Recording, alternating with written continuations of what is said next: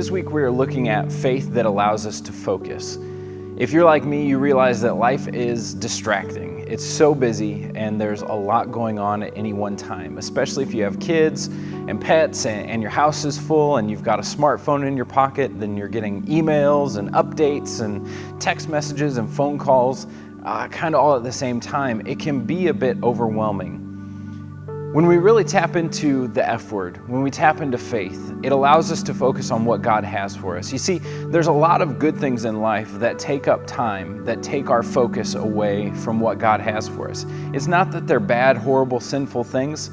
It's that they're good things, but sometimes they're not always God things. We looked at the story of Joseph, and Joseph had a life that was full of ups and downs, probably like you and I have our own ups and downs. Now, I'm not saying that our life is like Joseph's. Hopefully you've never been thrown into an Egyptian prison or sold into slavery. And those were a few things that happened to Joseph.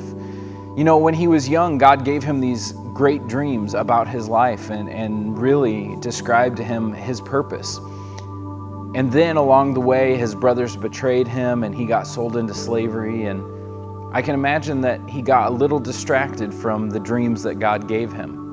And maybe that's like you. Maybe God's put something in your life that you once knew or you felt, and you've just kind of gotten distracted over the years as time has gone by.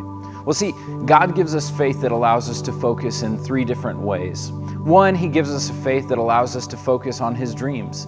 And that's the mission for our life, why we were created. The second is God allows us to focus on the moment. You know, sometimes we get so caught up in the past mistakes or things that we've done that kind of just we feel like disqualify us. And sometimes we get so worried about the future and what's coming up or what's going to happen that we miss out on what God has for us now. The last thing that we talked about in the message was faith that allows us to focus on God's love. And this ultimately is the most important thing that faith does. It makes a way for us to connect with God.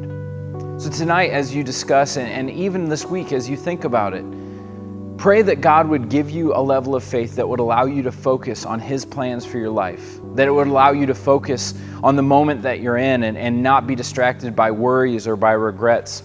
And then ultimately that you would have that faith that allows you to focus on His love for you and your family, for your friends, your neighbors, your coworkers. Because when we experience the love of God, it changes our lives. In Genesis chapter 39, while Joseph's in prison, it says the Lord showed Joseph His love.